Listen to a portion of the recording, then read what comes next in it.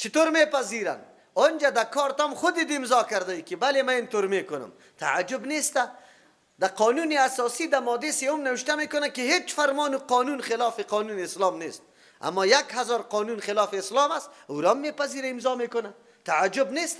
در یک سرخط اساسنامه در یک صفحهش یک چیز اقرار میکنی، در صفحه دیگه چیز اقرار میکنی. این چطور شده میتونه؟ به الله پیش نمیشن. از او خاطر الله میگه و کان عهد الله، هست تعهد و پیمان که با الله بسته، مسئول آدم موردش سوال کرده میشه. توی کلمه را به خاطر چی خواندی؟ صرف همین قدر زرق و برق دنیا تو را واداشت با این که تو دیگه همه حیثیت ها را نادیده بگیری؟ قل بگوی پیغمبر علیه السلام لا ینفعکم الفرار ان فررتم. منافقین کجا اجازه طلب داره؟ خود خطا میدی که ما در اینجا گیر نبیایم. کدام طرف میری؟ در کدام سرزمین میری؟ الله چی میفرماید؟ بگوی پیغمبر علیه السلام لا ینفعکم، هرگز براتون نفع نمیده، الفرار، فرار کردن، ان فررتم، اگر شما فرار میکنی از این صحنه جهاد، من الموت، یا فرار میکنی از مرگ، او القتل، از کشته شدن، و زن دری وقت اگر شما فرارم بکنی، لا تمتعون، شما لا تمتعون، نفع دادن نمیشه برای شما، الا قلیلا، مگر خیلی کم مدت. اما ترام شد صحنه مدینه منوره باز از منافقین پاک شد. اون امو بنو قریظه امی ترکارات عهد و پیمان شکستن، آخرشان کلگی قتل کرده شد و زنا و مالایشان کل غنیمت گرفته شد که پشتی سر واقع از وام میاد.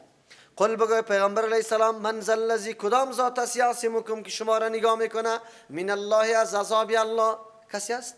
این اراد بکم سوءا، اگر الله اراده کنه بالای شما سوءا تکلیف، او اراد بکم رحمتا، یا اراده کنه کیست که عالی مانع شوه، کیست که مانع شوه اگر الله اراده رحمت بکنه، او اراد بکم رحمه. پس معلوم شد که اگر الله تکلیف هم سرتان میاد کسی دفاع نمیتونه، اگر الله رحمت میاره دشمنیتان باشه که مانع رحمت شوه نمیتونه. همه اختیارات در پیش کیست؟ الله تبارک و تعالی. اگر گروه و نیرو باشه، چی جای ازی که تنها در خانه میری میگه من نجات پیدا بکنم؟ نه، مرگ از جانب الله مقرر است. او بدمو ثانیه و دقیقه میرسه. خب مرگ تا مرگ فرق داره. یکی مرگی است که از نعوذ بالله از بیغیرتی است، مرگی است که در پای کفار میموری، مرگی است که برای محافظت کفار میموری، مرگی است که برای عزت کفار میموری، و مرگی است که برای عزت اسلام میموری، مرگی است که برای عزت ناموس و وطنت میموری. این مرگا با هم تفاوت خیلی زیاد داره. تنها به کلمه شهید استعمال کردن کسی شهید نمیشه، تنها به شال سبز وار کردن کسی شهید نمیشه، تنها به یک دانه پرچه رخت در سر قبرت کسی بالا کنه به این شهید نمیشه. شهید کی را میگه؟ او شهید کسی را میگه که کسی مقاتله میکنه، جهاد میکنه. یقاتلو لتکون کلمت الله هی العلیا، به خاطر که کلمه الله بلند شوه، کلمه الله، نظام الله حاکم شوه، نظام برای یک الله باشه، برای طاغوتا نباشه. کسی نباشه که دین از بین میبره دموکراسی را پیاده میکنه، اینطور نباشه.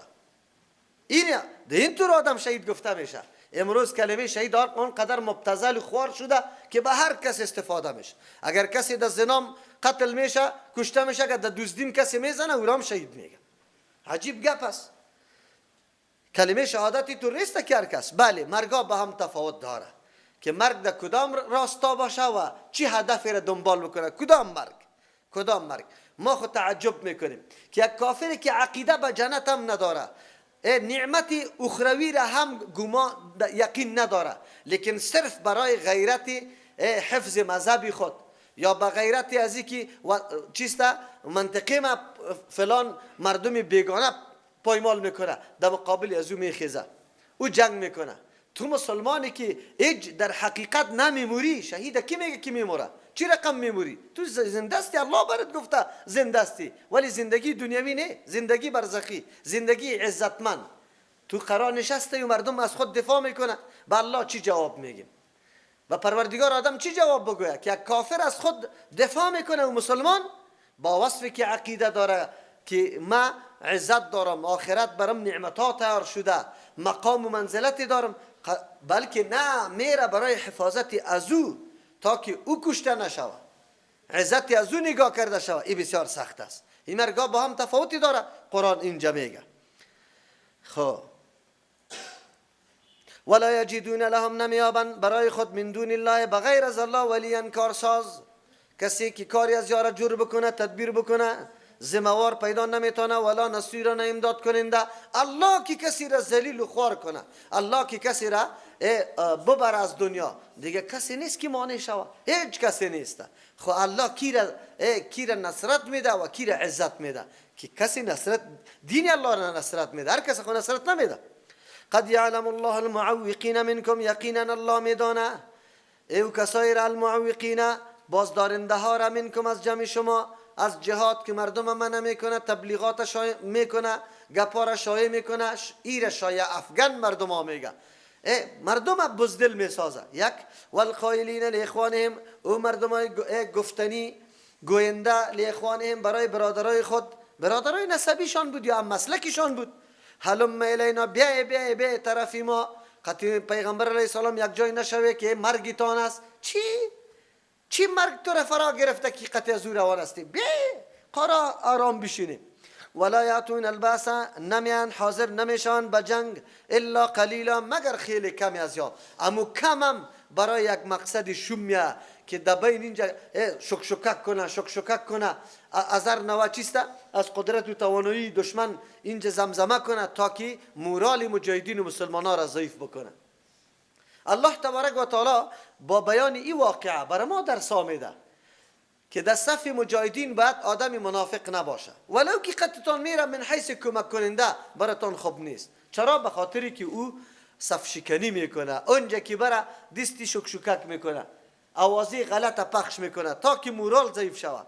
از او خاطر الله میگه اول منافق نمیره، اگر برم به هدفشون میره بسیار کمشان، که اینجا براتون میگه اشحتن علیکم، خیلی بخیل و حریص هستن علیکم در امداد شما. این مردم ها گاهی نمیخواه قطع شما همکاری و دست نصرت بده، نه یا منظورشانی نیست. یکی فاذا جاء الخوف، وقتی که بیاید ترس، رأیتهم، تو میبینی یارا بالکل برات واضح و معلوم میشه، ینظرون الیک، که میبینه بسوی تو، تدور اعیونهم، که گرد چرخ میزنه چشمایشان در کاسه سرشان از لست هیبتی ترس. یه خب منافقین است، نمیدونه که اینجا اگه مرگم بیا خو شهادت است. کالذی یخشی علیه، به مثل او شخصی که بیهوشی انداخته شده باشه بالایش، من الموت، از سختی مرگ. کسی که از سختی مرگ بیهوشی سرش آمده باشه که چشمایش گرد میگرده در کاسه سر، این منافقین است. ترس جنگ اینا میرقم، وقتی که ترس بیا اینا میرقم میشه. فاذا ذهب الخوف، باز وقتی که بروه امی ترس، تا او وقت خو دست کار نمیکنه. اگه برش میگه که بگی تفنگه، نه ما بیخی خلاص شدیم، ما دیگر نمیتونم، خلاص شدیم. در جنگای تور مردم ها معلوم میشه، خود به خود معلوم میشه. خو لیکن که امن شوه باز دیگه قرآن چی حقیقتا را بیان میکنه. باز چی میگه؟ فاذا ذهب الخوف، وقتی که ترس گم شوه بروه، سلقوکم، زبان درازی میکنه، به السنت، بیتر زبانا، حداد، خیلی تیز با خشونت سخت کلامی میکنه. اشحتن علی الخیر، خیلی بخیل از بالای کارهای خیر. یعنی چی مانا؟ خیلی حرص کننده است بالای مال غنیمت. خیر اینجا مال غنیمت هم میگه. آلی دیگه مخوام قطعت بودم برای مهد حساب بدی، این دیگه را زیاد دادی مرا کم دادی، این گپا را شروع میکنه. در هر صحنه ما مردمی هستیم که در وقت نعمت در مجلس حاضر است، بلکه هنوز تو را ملامت میکنه، باز تیز گپ میزنه، به غضب گپ میزنه او تو را طعن میگه. خو لیکن وقتی که تکلیف بیا، میدان امتحان بیا، باز با چشم دیده نمیتونی شه. مومن یک دل داره. در اول سری صورت گفتیم هر انسان یک دل داره. در یک دل چندین نظریه جای نمیشه، یک نظریه جای میشه. انسان یک مسیر انتخاب میکنه، نروار اعلان بکن، دو دله نباش، هم حنفی شو هم سلفی، هم شافعی شو هم حنبلی، طوری نمیشه. مرد وار استاد شو بگو اینی مسیرم است. اگر کسی ختمه بحث داره بیایه، اگر نداره اینی راه است، حق است، بیان میکنم، خیر و خلاص. دو دل خو ما نداریم که کل مفکوره ها را دایش جمع بکنیم، یکیش ده یکیش ده دیگهش. یک دل داریم و یک مسیر و یک خط باید داشته باشه هر انسان، اتو نباشه. نعوذ بالله صفت منافقانه را آدم اختیار نکنه، با تو با او اینطوری نمیشه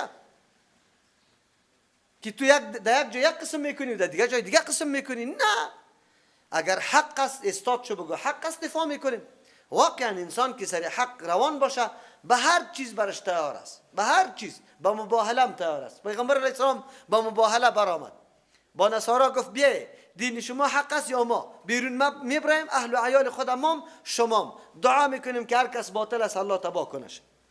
ما که در کدام مسیر میریم در مباهله هم تیار هستیم. بیا که بیرون برایم همینطور دعا بکنیم که کسی باطل است الله تباه کنش، همینطور دعا کنیم. نه، ما الحمدلله در راهی که میریم یقین داریم که بله حق است. از او خاطر ما این قسم به این گپام تیار هستیم و یک مسیری ماست. تو نمیکنیم که ما دو مسیره و سه مسیره و چهار مسیره باشیم، با هر محیط بسازیم، با هر کس بسازیم. نه، سازگاری خوب نیست. قرآن کریم مذمت منافقین در اینجا به می خاطر بیان میکنه که در موقع راحت دیگه زبان دراز کرده، اما در موقع زحمت باز دیده نمیشی به چشم، به میکروسکوپ تو را پیدا کرده نمیتونه کس. اینطوری نباشه. الله چی میفرماید؟ الله چی میفرماید؟ اولئک ای مردم لم یؤمنوا، از سر ایمان نآورده، ایمانی طور تقاضاها را نمیکنه. ایمان که در قلب داخل شد باز تو را شجاعت میده، باز نوری از او بالکل روشن میشه، در کل اعضای دیده میشه، دست، زبانت، همه چیز از همون نور سخن میگه، به روشنی همون نور سخن میگه. این تو نیسته که باز دو دله و تاریکی و گپا باشه. نه، الله میگه یا از هر ایمان نورده فاحبط الله اعمالهم، پس الله برباد کرده عملایشان. چرا؟ ایمان که نباشه، اگر در جهاد در سختی شریک میشی الله برات اجر نمیده. چرا؟ شرط قبولیت عمل چی است؟ دو شرط داره. یکی اخلاص، یعنی به خاطر رضای الله به ایمان باشه. دوم موافق نقشه پیغمبر باشه. و کان ذلک علی الله یسیرا، هست الله ذالک اینمی باطل کردن اعمالی همچون مردمایی که ایمان ناورده علی الله، بالای الله، یسیر، آسان. تو نه که چطوری اعمال الله از بین ببره. الله از کسی نمیترسه که چرا عملی مرا از بین بردی؟ چرا تو ایمان نداری؟ الله همه چیزش واضح است. یحسبون الاحزاب لم یذهبوا، گمان میکنه می منافقین الاحزاب، بالای گروه های لشکرهایی که آمده، لم یذهبوا، کیا نرفته، و یأت الاحزاب، اگر بیای گروه ها، یودو، یا دوست دارن، لو انهم بادون فی الاعراب، اگر یا می بودن صحرا نشین می بودن، فی الاعراب، در میان عرب های دیاتی می بودن، در بین ازوا می بودن، خود اینجا در جنگ حاضر نمی بودن. این مردمای بزدل بی ایمانی قدر اینطور فکر میکنه که گروه ها نرفته، در حالی که گروه ها رفته یا پس در خانه خود نمیاد، در مجلس حاضر نمیشه، هرچی برش میگی بیا و برادر کس نیست، یا این قدر وحشت زده و ترس خورده که و رفته سر ازوم، یا گمان داره که نرفته. آلی اگر همی گروه ها بیاید، تمنا و آرزوی از یا ایسته که در غارا باشه، قرا دور، که فقط سوال بکنه که چی طور شد. یسالون عن انبائکم، یا در عربی بادیانشین همونجا زندگی کنه و تنها سوال کنه عن انبائکم، از خبرهای شما که چطور شد، جنگ چطور شد کار داره، چطور شد همون طور است. یک تعداد مردم ما چطور شد میفهمه. و کسایی که راه هجرت انتخاب نکرد، هجرت هم کسانی که راه هجرت انتخاب کرد و اموجا کاروبار تجارت خود خوب سریشه برابر کرد، دیگه نام افغانستان نگرفت، یا خود مهاجری واقعی نگه. مهاجرین کسانی را میگه که پس مبارزه کرده مکه را آزاد کرده، اونو را مهاجرین میگه. او کسایی که اینجا تنگ آمد روزگارش، تجارت و دکانش، و رفت در پاکستان و ایران تجارت خود ادامه داد، پس اینجا در جهاد نامد، و مهاجرین نیست. او یک تعدادی ما خوب در بادیان نشینا رفت. بادیان نشینا را میفهمی؟ در آلمان و در امریکا و در انگلستان و در روسیه و در اینجا سفر کردن، فقط رادیو را میگرفتن چی گپ شد. مجاهدین چی طور شد، مسلمان ها چی طور شد. امروز آمده دست برزده رایسته، هنوز هم سرکوب میکنه امی مجاهدینه که یا چی بودن بگوه، یا چی بودن، اشرار بودن، یا دیگهش تفنگ سالار بودن. این گپارم برش میگه، خوب میکنه که برش میگه. همین مردمی که عزت خود پایمال میکنه خوب میکنه. که برشان میگه که پارلمان گوخانه جور میکنه، خوب میکنه برش، خوب میکنه. کسی که عزت دین خدا نمیدانه این حالش است. اگر نه در او وقت امی مردم فقط رادیو را گوش میکردن، دیگه هیچ چیزی موجود نبود. او اژدهار بزرگی که دنیا را در کام خود فرو میبرد، امی مجاهدین بیچارگک بود که با انواع سختی ها مقابله اژدها را کرد. خو امروز دیگه مردم آمند شکم انداخته، این مردم ها را تفنگ سالار میگه. خب بله، تفنگ سالاری شدم تقریبا. ما امو عزت و مجد معنوی که الله نصیب ما کرده بود پشتی از اون نگشتیم.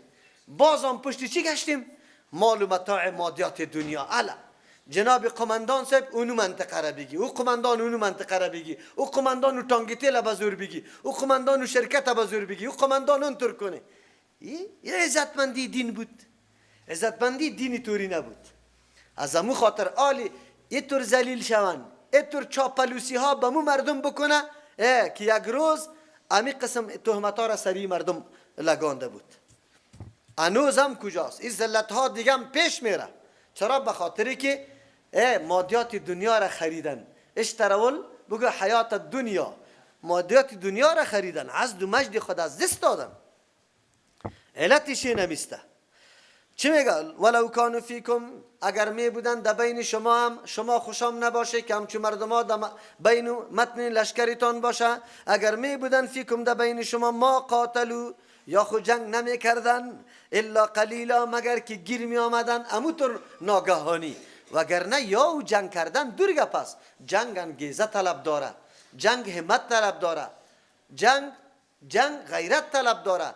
غیرت و همت از انگیزه پیدا میشه. انگیزه و نموسته که عقیده نظام الله در قلب تو بالکل همینطور محکم شده باشه که نظام الله باید حاکم شود. اون وقت باز جنگ میشه. منافق چی؟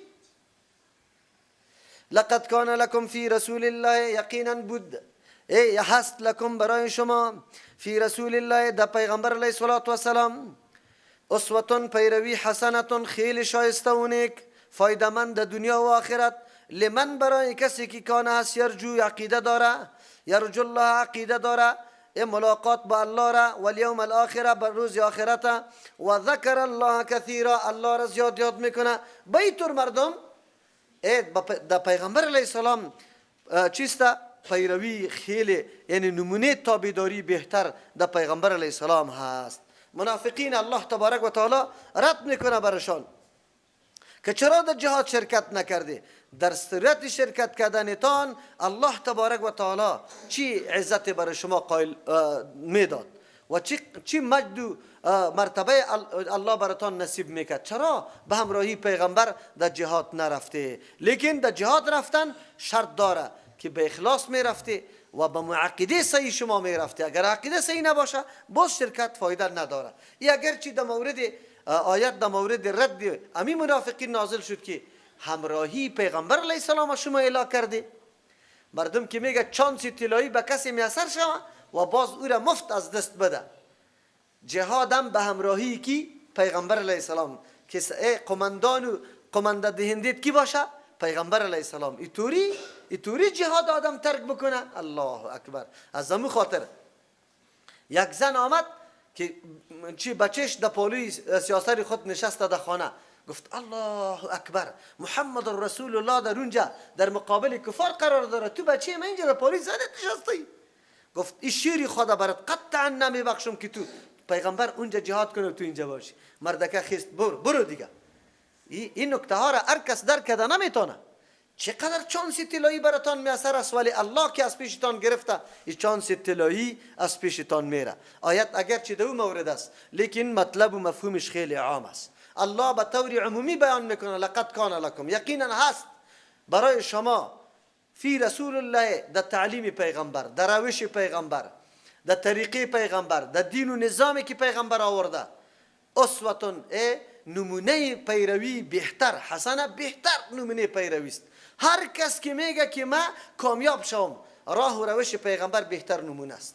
اگر کسی روش پیغمبر نمونه بهتر برای خود میدانه دیگه او باید بدانه که در مقصد نمیرسه و او متدین نیست. اگر کسی دینی را بجز از دین پیغمبر می قبولانه و فکر میکنه این مرا میرسونه، یا غلط گپ است. این آیت اعلان میکنه که نمونه پیروی بهتر فقط و فقط در پیغمبر صلی الله علیه و سلم است. راه و روش از او قابل پیروی است، قابل اعتماد است، بعد آدم روان شود. نده خو البته این برای هر کس میاثر نمیشه. برای کسی میاثر میشه که سه شرط داشته باشه. یکی که عقیده به الله داشته باشه، یعنی ایمان صحیح، ایمان کامل داشته باشه. دوم عقیده به روز آخرت داشته باشه. یک کسی که عقیده داره که آخرت آمده نیست، اونجا از ما بازخواست میشه که برای چی در دنیا آمده بودم، چی مسئولیتی داشتم، کی را به رهبریت روان کرده بودم. و یکی کسی که الله همیشه در یادش است و ذکر الله. در مورد ذکر الله گپ میزنیم. ذکر الله عبارت از چیست؟ همیشه بیدار، غافل نباشی. هر قدمی که میگذاری الله در یادت است که مرضی الله است یا نیست. یعنی کل ابعاد زندگی در حالت غفلت تیر نشوه، الله در یاد آدم باشه. اینمی طور مردم پیغمبر علیه السلام برش نمونه بهتری پیروی است، بعد از او پیروی بکنه. آلی ما ببینیم در کل حرکات خود، از معاملات خود گرفته تا عبادات خود، از اخلاق خود گرفته تا سیاسیات، از اقتصاد خود گرفته تا تمام مسائلی که تعلق به خانواده داره یا به اجتماع داره، کلش ما پیروی است که بکنیم از محمد رسول الله صلی الله علیه و سلم. اگر نه ما میگیم نه، راه دیگری هم داریم برای از اینکه مردم ترقی پیدا کنه، مردم به امن شوه. راه دموکراسی داریم، از این را ما میرسانیم. غلط گپ است، نادرست است. الله برای ما میگه در پیغمبر برای شما نمونه چی پیروی بهتر است، نه در طریقه و نظم کسی دیگری. همچنان عبادت، همچنان همه مسائل اگر بدون راه پیغمبر پیش میبریم، این ناکامی است، کامیابی نیست. میلاد راه پیغمبر نیست، راه صحابه نیست. بدعتا نوروز راه پیغمبر نیست. بیرقا بالا کردن راه پیغمبر نیست. گنبتا جور کردن سری قبرا راه پیغمبر نیست. 3-4 چلی جمعی سال پورگی راه پیغمبر نیست. ختمای سپاره‌ای راه پیغمبر نیست. کلش اختراع مردم است، از خود کشیده و این را موجب ثواب میدانه. این راه های پیغمبر نیست. راه پیغمبر اونوسته که در احادیث بر ما تشریح شده، دلیل و سند برش داریم که پیغمبر خود انجام داده، امت برش ترغیب داده، امت تعلیم داده که اینی کار انجام بده. پس از او خاطر ما وقتی کامیاب میشیم که در خرد و کلان، در فعل و ترک پیغمبر پابند پیغمبر باشه. قرآن هم برای ما میگه. در این بسیار تاکیدات است. در این جملات تقریبا 10 تاکید در یک جمله آمده. 10 تاکید. لقد لام برای تاکید است، قد برای تاکید است. کانه را ذکر کرده که این دوام و استمرار فایده کنه. باز لکم برای منفعت است. باز من حیث رسول الله، پیغمبر از جان خود طریقه ها را اختراع نکرده، او رسول الله است. او چیزی را که بیان میکنه نقشش از جانب الله تبارک و تعالی برش گفته شده، بری تو وضع میکنه. برات میگه اسوه است، یعنی نمونه است که تو پشت سرش روان هستی، از او پیروی میکنی. سرمشق زندگیت است. باز حسنه است، مطلقی پیروی امنه، پیروی که بالکل فایده‌مند دنیا و آخرت است. هم در دنیا الله تو را عزت میدم، در آخرت کامیاب میشی. خب برای کی؟ برای اینمی طور مردم ها که ایمان قوی داره، ایمان به آخرت داره و الله همیشه در یادش است. به اون مردمایی که الله در یادش است نه، به اون مردم چی؟ و میگه من هر کاری که میکنم فقط برای نظر خود میکنم. اویی که عقیده به آخرت نداره، او چی پشتی طریق پیغمبر میگرده؟ اویی که ایمان نداره، او چی میگرده که راه پیغمبر است یا راه کسی دیگری است؟ از او خاطر تاکید قوی در اینجا وجود داره که ما راه پیغمبر را تعقیب بکنیم او کامیابی ما در راه پیغمبر است. راه پیغمبر از کجا بشناسیم؟ راه پیغمبر، بله کلگی میگه راه پیغمبر کجا است؟ کجا بشناسیم؟